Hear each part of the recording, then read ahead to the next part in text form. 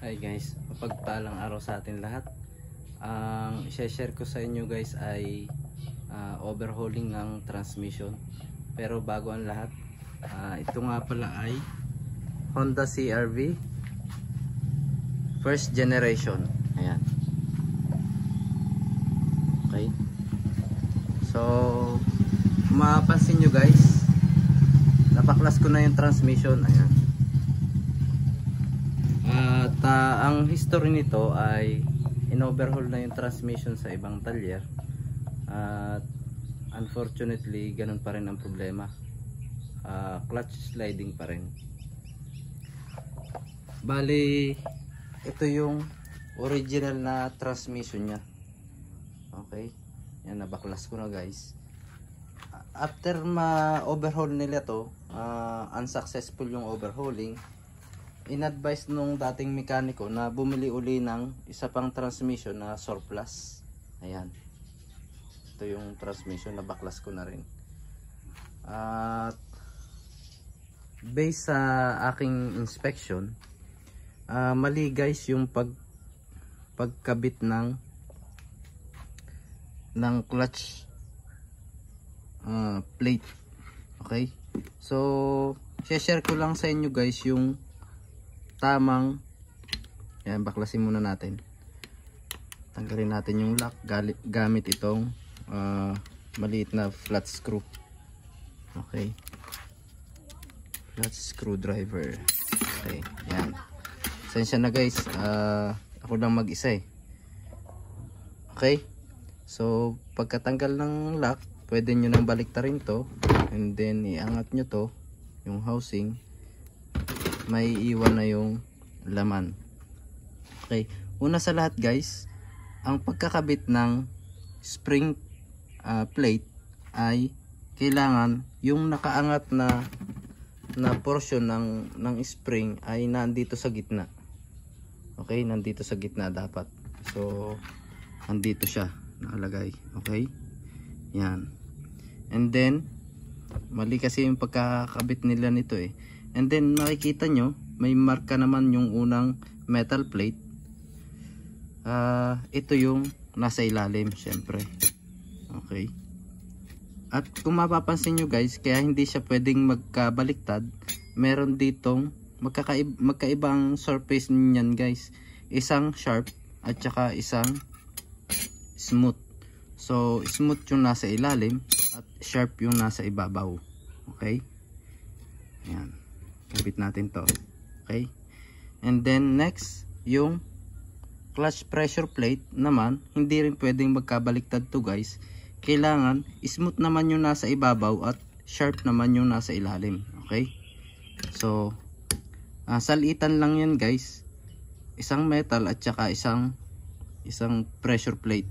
Okay, so next, sharp uli ang nasa ibabaw na metal plate, and then smooth naman ang nasa ibabaw ng clutch plate, and then sharp uli,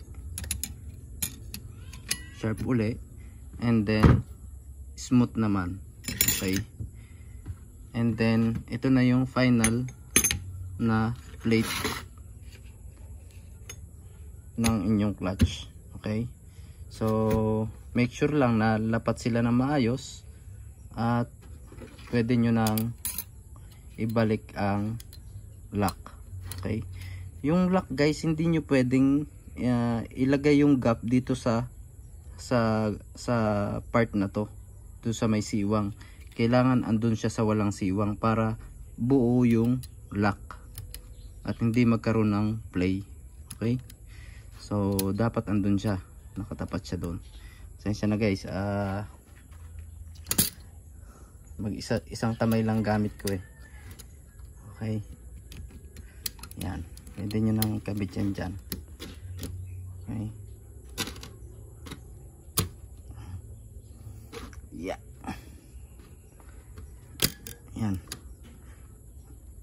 yan, nakakabit na. So okay na yan. At saka yung play, kailangan na angat nyo siya ng konti. Ito, so okay na yun guys. And then itong mga gear guys, may sets of needle bearing yan sa loob. Kailangan din naiikot nyo siya ng smooth at walang ingay. Okay, papakita ko sa inyo yung needle bearing dito kasi yun naikabit ko na eh.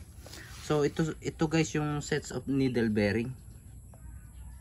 Ayan, kailangan na inspect nyo rin yung bawat needle bearing. Kailangan walang bungi at yung circumference nya ay maayos, hindi bengkong. Okay, so of course yung mga gear dapat walang bungi din, wala ding bungi. Okay, and then yung paghihigpit guys ng mga valve body mula dito sa oil pump, kailangan guys gumagamit kayo ng torque wrench para ayan, para maayos ang higpit, walang maluwag, wala namang over tight. Okay, at saka may sequence guys ng paghihigpit nito mula dito, kung luluwagan nyo mula dito, dito, and then dito hanggang sa gitna. Pag hihigpitan nyo naman guys, initially maghihigpit kayo sa gitna, then papunta sa gilid. Okay, so pakita ko lang sa inyo guys, pangalanan natin bawat mga pyesa. Ito yung governor valve, ito yung servo valve, ito yung secondary valve body, ito yung main valve body, at ito na naman yung final driven gear. Okay, so differential gear. Okay, at ito naman yung filter. Dapat malinis ito guys. Ayan, yan, dapat malinis yan guys, yung filter.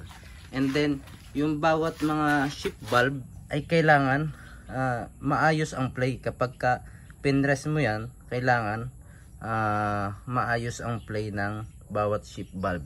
Okay, what else?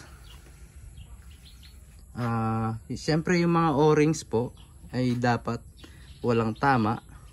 Ayan, at make sure na nakalock yung may mga lock po yan katulad nito. Ayan, ito yung lock nya dito, so kailangan na nakalock siya ng tama. Okay, what else? At syempre yung gagamitin yung transmission fluid ay dapat yung genuine lubricant ng Honda. Kung Honda man yan, edi syempre Honda transmission fluid. Ano pa ba? Ayan guys,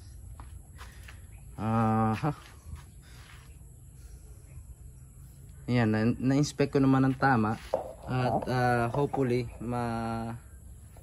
maayos na yung problema kasi medyo malaki na yung gastos ng customer dito sa pyesa at saka sa labor doon sa isang talyer na gumawa nito. So yun lang guys, sa pag-overhaul ng transmission, kailangan tama ang pagkakabit ninyo ng set ng pressure plate. Okay, at syempre huwag nyo kalilimutang linisin itong magnetic na to. Ito kasi yung dito dumidikit yung mga ribaba ng transmission. Okay, yung mga dumi or yung mga metal particles na maliliit. Ano pa ba? Yun lang guys, sana may nakuha kayong knowledge sa pag-overhaul ng transmission. Okay, thank you guys for watching.